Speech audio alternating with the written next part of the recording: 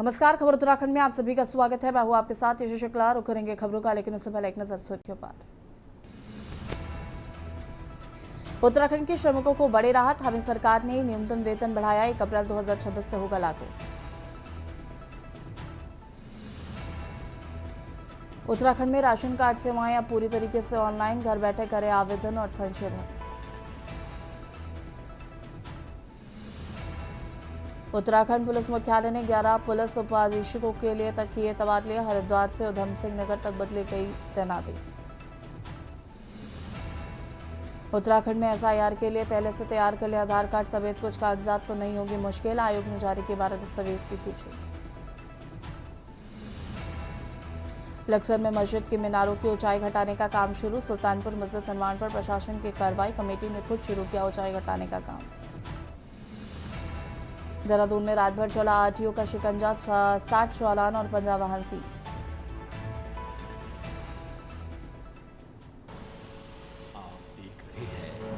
के न्यूज, खबरों का सारथी। देहरादून में नगर निगम द्वारा नदी नालों को स्वच्छ और साफ रखने के लिए लगातार विशेष अभियान चलाया जा रहा है। शहर में बढ़ती गंदगी और जल स्रोतों में कचरा फेंके जाने की घटनाओं को रोकने के लिए नगर निगम ने सख्त रुख अपनाया है। अभियान के तहत उन लोगों पर कार्रवाई की जा रही है जो नदी नालों के किनारे या उनमें कूड़ा कचरा फेंकते हैं।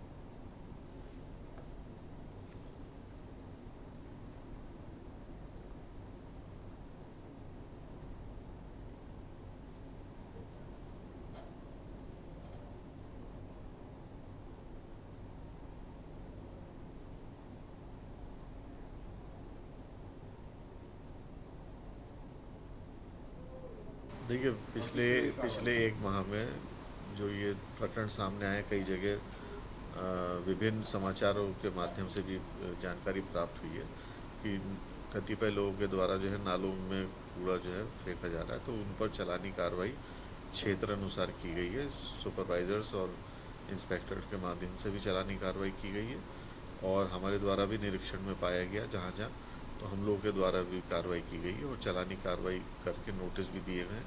ऐसे में जो है कई जो वहाँ पे शराब विक्रेता थे, शराब की दुकानों की जो कैंटीनें थी, उन पे भी कार्रवाई की गई है और 50-50 हज़ार का चालान तो हमारे लोगों के द्वारा किए गए। खबर देहरादून से, जहां पर प्रदेश में बदलते मौसम और तेज धूप के चलते आंखों से जुड़ी समस्याएं लगातार बढ़ती जा रही हैं। अस्पतालों में आंखों में जलन, खुजली, लालपन और सूखापन जैसी शिकायतें वाले मरीजों की संख्या में इजाफा देखा जा रहा है। विशेषज्ञों का कहना है कि मौसम में बदलाव और तेज धूप आंखों पर सीधा असर डाल रही है। इसी को देखते हुए नेत्र रोग विभागाध्यक्ष डॉक्टर सुशील ओझा ने लोगों को विशेष सावधानियां बरतने की सलाह दी है।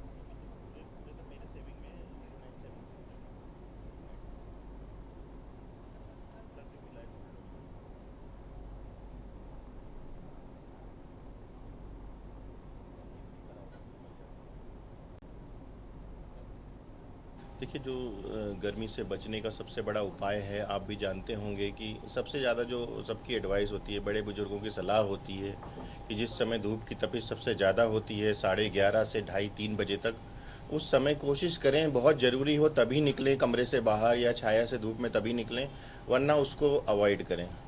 और अगर निकल भी रहे हैं तो फिर उसकी सावधानी बरतिए, जैसे कि टोपी लगा सकते हैं, और एक जो बांधते हैं आपने देखा होगा, सर पे कुछ कपड़ा बांध सकते हैं, और जो है हेलमेट पहन सकते हैं, और साथ में आंखों के लिए धूप वाला चश्मा लगा सकते हैं। खबर देहरादून से, जहां पर आगामी 2027 विधानसभा चुनाव को लेकर राजनीतिक सरगर्मियां तेज हो गई हैं। प्रदेश की सभी प्रमुख राजनीतिक उत्तराखंड पार्टियां क्रांति दल के चुनावी केंद्रीय तैयारियों में कार्यालय जुटी हुई हैं और लगातार विभिन्न जहाँ पर कार्यक्रमों हमारे के साथ जरिए हैं जनता के बीच अपनी पहुंच उत्तराखंड मजबूत करने में लगी हैं। सत्ता पक्ष और विपक्ष दोनों ही स्तर पर संगठनात्मक गतिविधियां तेज हो गई हैं।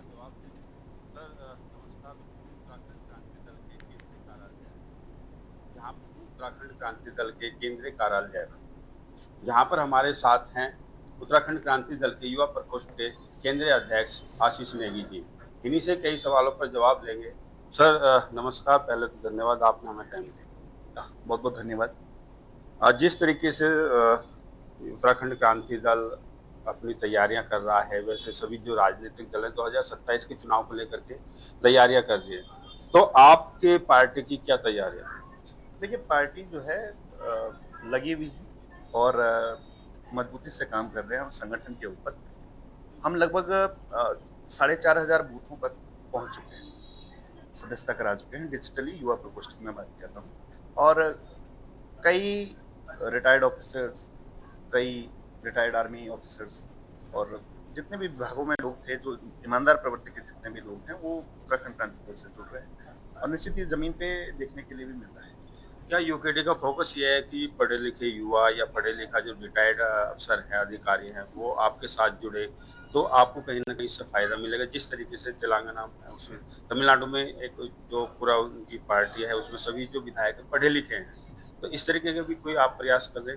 नहीं, बिल्कुल। यूकेडी जो है वो हमेशा से पढ़े लिखे लोगों की पार्टी रही, और यूकेडी वो पार्टी है जिसके संस्थापक जो खुद एक साइंटिस्ट है, जो डीडी पंजी थे, वो एक साइंटिस्ट थे। उन्होंने इवन जो हिमाचल मॉडल की आप बात करते हैं, तो वाईएस परमार जी के साथ नीति बनाने वाले डीडी पंजी थे।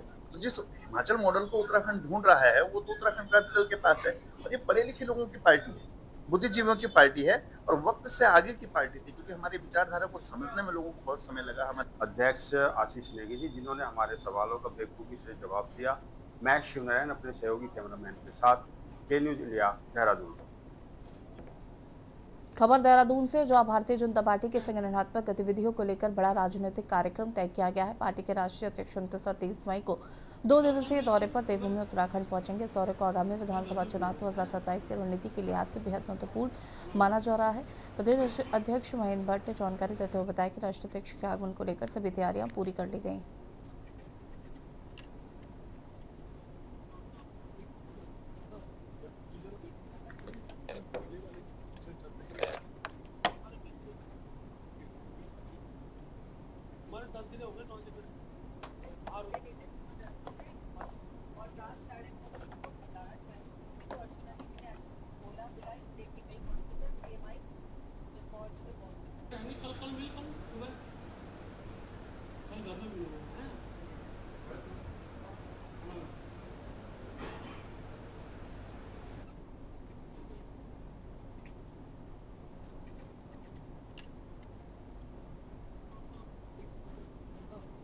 भारतीय जनता पार्टी राष्ट्रीय अध्यक्ष के कार्यक्रम का टेंटेटिव कार्यक्रम आ चुका है।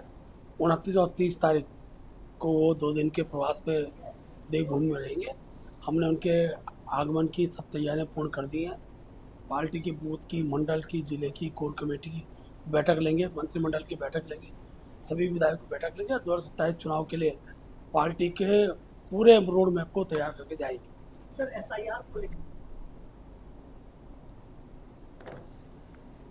देहरादून से खबर, जहां पर राशन कार्ड से जुड़ी सेवाओं को अब पूरी तरीके से डिजिटल कर दिया गया है। राज्य सरकार ने स्मार्ट पीडीएस योजना के तहत URCMS पोर्टल लागू किया, जिसके माध्यम से नागरिक अब घर बैठे नए राशन कार्ड के लिए आवेदन कर सकते हैं। इसके साथ ही राशन कार्ड के नाम जोड़ने, हटाने और अन्य संशोधन जैसी सेवाएं भी ऑनलाइन उपलब्ध कराई गई।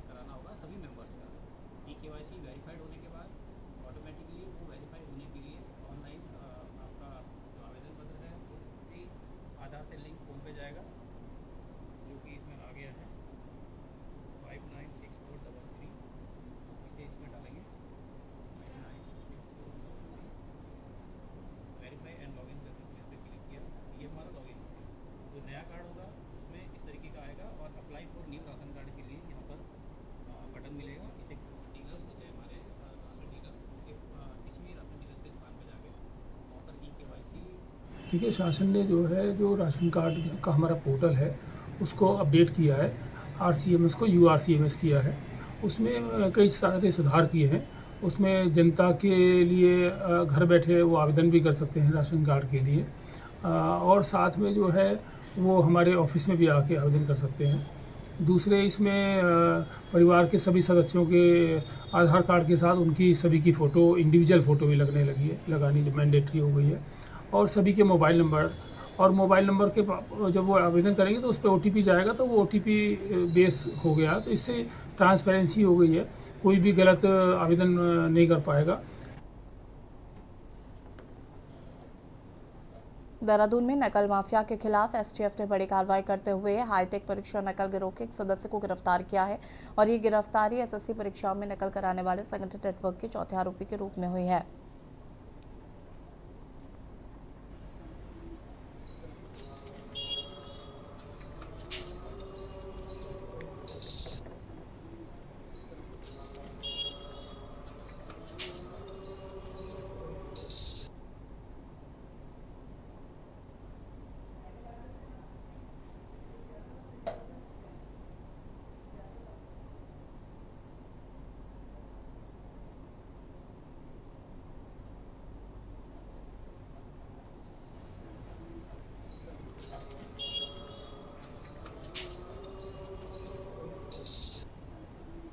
उत्तराखंड राज्य में विभिन्न तरह की प्रतियोगी परीक्षाओं, साथ ही साथ केंद्र द्वारा आयोजित विभिन्न परीक्षाएं आयोजित की जाती हैं। इसको देखते हुए इनकी शुचिता बनी रहे, इसको देखते हुए माननीय मुख्यमंत्री जी के आदेश थे, समय समय पर निर्देश भी आए इसमें कि ऐसी परीक्षाएं जो राज्य स्तरीय हैं, साथ ही साथ केंद्र की जो परीक्षाएं होती हैं उन पर STF द्वारा सतत निगरानी रखी जाए।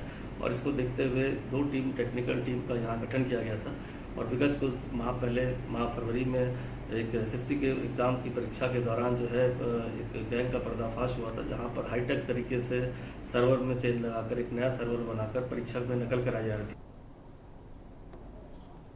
खबर देहरादून से, जहां चारधाम यात्रा के चलते बढ़ती डीजल की कमी को लेकर फैली अफवाहों पर जिला प्रशासन ने स्थिति स्पष्ट कर दी है। जिला पूर्ति अधिकारी KQ अग्रवाल ने बताया कि जनपद में पेट्रोल और डीजल की पर्याप्त उपलब्धता है और लोगों को घबराने की कोई आवश्यकता नहीं है। उन्होंने कहा कि चारधाम यात्रा के कारण ईंधन की मांग बढ़ी है, लेकिन तेल कंपनियों से लगातार नियमित सप्लाई मिल रही है। प्रशासन द्वारा जिले के 165 पेट्रोल पंपों की लगातार निगरानी की जा रही है ताकि आपूर्ति और वितरण व्यवस्था पर पूरी नजर रखी जा सके।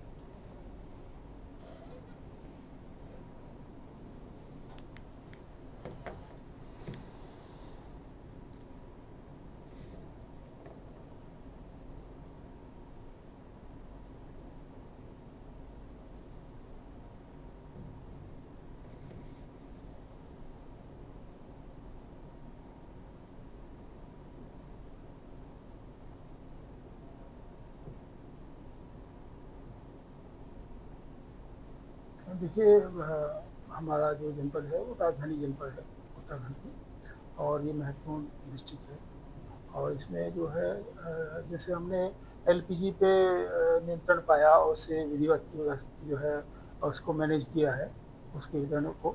उसी तरह से अभी पेट्रोल पे भी हम लगातार निगाह रखे हुए हैं। पेट्रोल डीजल पे भी हमारे यहाँ करीब 165 पंप हैं, IOC, BPC, HPC, नयारा, जियो के मिला के। और हम सभी पंप वाइज एक पंप वाइज पे हम उन पर निगाह रखें कि उनके पास कितना स्टॉक है, कितना आ रहा है, कितना उनकी रिक्वायरमेंट है, कितना उनको मिल रहा है और कितना बच जा रहा है। पश्चिम एशिया में तनाव के चलते गैस और ऊर्जा सप्लाई पर असर पड़ने के बाद भारत सरकार ने ऊर्जा के सीमित उपयोग पर जोर दिया है। प्रधानमंत्री मोदी की ऊर्जा बचत की अपील के बाद राज्य सरकारें भी इस दिशा में कदम उठा रही हैं। उत्तराखंड में मुख्यमंत्री धामी की अध्यक्षता में हुई कैबिनेट बैठक में ईंधन और ऊर्जा बचत को लेकर अहम निर्णय लिए गए हैं। मुख्यमंत्री ने जनता से भी सीमित उपयोग की अपील करते हुए इसे सामूहिक जिम्मेदारी बताया है। वहीं दूसरी ओर बढ़ते पेट्रोल डीजल दामों और महंगाई को लेकर विपक्ष सरकार पर सवाल उठाते हुए नजर आ रहा है। खाद्य पदार्थों की कीमतों में भी बढ़ोतरी दर्ज की जा रही है, जिसका असर चारधाम यात्रा पर भी देखने को मिल रहा है। देखिए रिपोर्ट। देवभूमि में बढ़ती महंगाई से गरीब और मध्यम वर्गीय परिवारों की रसोई का बजट गड़बड़ा गया है।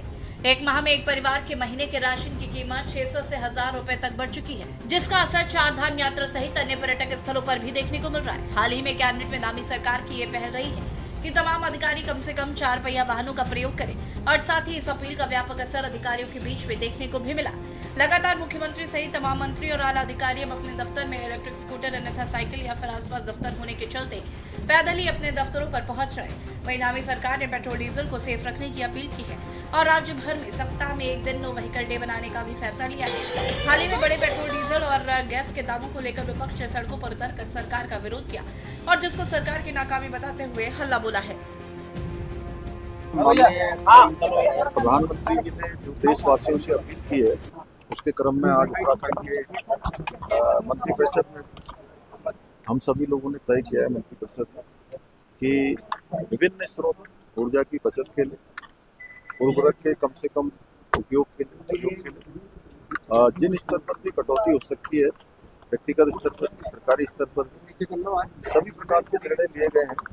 उसमें एक SOP बना दी गई है जिससे कि उत्तराखंड राज्य का भी इस राष्ट्रव्यापी और जो इस समय विश्वव्यापी जो एक समस्या बनी है ईंधन की जो आयात करने की स्थिति हमारे लिए कम से कम हो, हमारे देश के लिए कम से कम हो, उसमें हम सब अपना योगदान दें।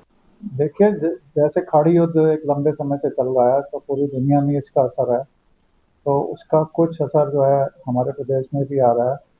लेकिन इस सब के बावजूद जो है कंपनियां पूरा प्रयास कर रही हैं कि पेट्रोल की सप्लाई सामान्य रहे और पेट्रोल पंप स्वामियों का, डीलर्स का भी यही प्रयास है कि जनता को किसी प्रकार परेशानी का सामना न करना पड़े और निरंतर सप्लाई बनाने का पूरा अपना प्रयास करें।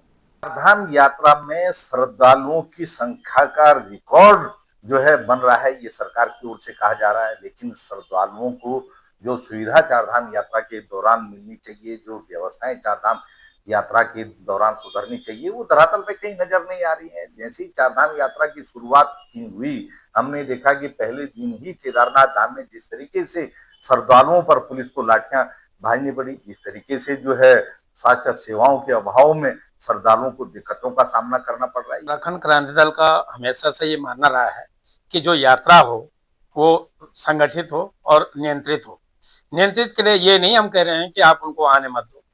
अच्छा है, श्रद्धालुओं की जो है भीड़ बढ़ रही है, लेकिन जिस प्रकार से लगातार महंगाई बढ़ती जा रही है, डीजल पेट्रोल के दाम बढ़ रहे हैं, गैसों के दाम बढ़ रहे हैं और उस दामों के बढ़ने के कारण जो वहां पर जो खाद्य सामग्री उपलब्ध हो रही है, जो पानी की बोतलों से लेकर के और जो वहां पर उनके लिए भोजन व्यवस्था की जो लोग इस व्यवसाय में लगे हैं।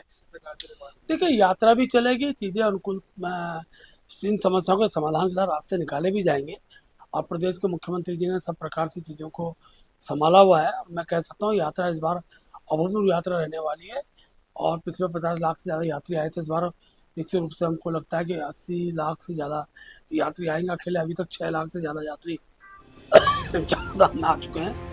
एक बहुत अच्छा माहौल। उत्तराखंड कैबिनेट बैठक में ऊर्जा और ईंधन बचत को लेकर तमाम महत्वपूर्ण निर्णय लिए गए, जिसके तहत एक दिन नो व्हीकल डे होगा। इसके अलावा मुख्यमंत्री एवं मंत्रीगणों की फ्लीट में शामिल होने वाले वाहनों की संख्या को आधा किया जाएगा। सरकारी कर्मचारी सार्वजनिक परिवहन का इस्तेमाल करेंगे। एक तरफ सरकार पेट्रोल डीजल और सोने की खरीद से बचने की सलाह आम जनता को दे रही है, वहीं इसका असर प्रदेश में बढ़ती महंगाई में भी देखने को मिल रहा है, जिसका असर खासकर चारधाम यात्रा मार्गों पर पर्यटकों को झेलना पड़ रहा है। जिसका सीधे तौर पर कहा जा सकता है कि हर साल होने वाली चारधाम यात्रा पिछले सालों की भांति महंगी हो चली है। ऐसे में एक तरफ चार धामों में श्रद्धालुओं की संख्या के सभी अपने रिकॉर्ड तोड़ने की बात कर रही सरकार इस मुहिम में कहीं बढ़ती महंगाई बड़ा खलल न डाल दे। ऐसे में एक तरफ चारों धामों में श्रद्धालुओं की संख्या के सभी अपने रिकॉर्ड तोड़ने की बात कर रही सरकार की इस मुहिम में कहीं बढ़ती महंगाई बड़ा खलल न डाल दे। Uttarakhand desk report.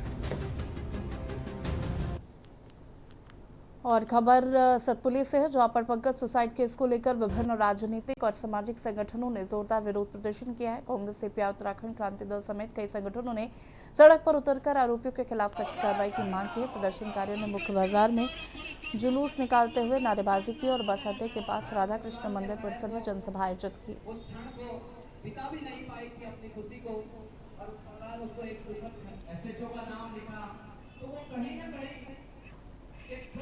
जरूर बनता है कि आखिर ऐसा क्यों है।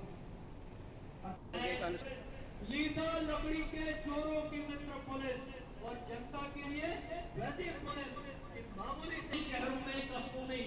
यही पूरे परिवार का यही है मांग है कि बस उसकी इस मामले की निष्पक्ष जांच हो। और जैसे मैंने अपने भाई को याद करते हुए उसकी इंस्टाग्राम आईडी देखी तो मैंने चेक किया कि उसकी इंस्टाग्राम आईडी डीएक्टिव है।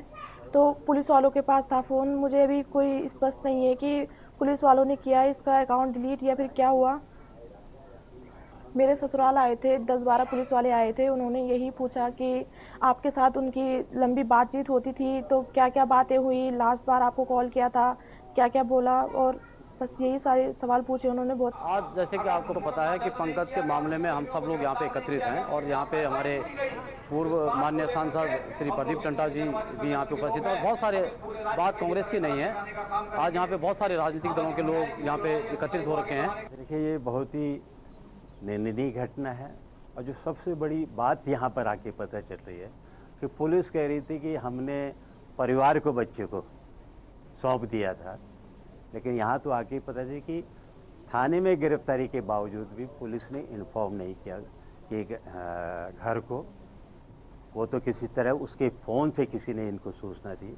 माँ वहाँ गई और उस बच्ची का जो बयान है मुझे आज भी इस प्रदेश की पुलिस पर सवाल उठा रहा है।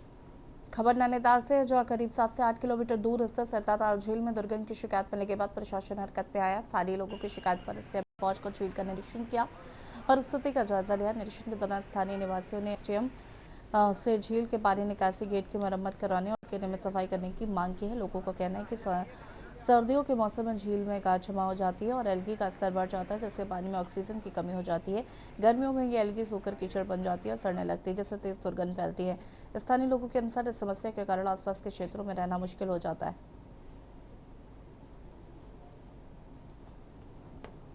और खबर उत्तराखंड में फिलहाल इतना ही। देखते रहिए कि न्यूज़ इंडिया। नमस्कार।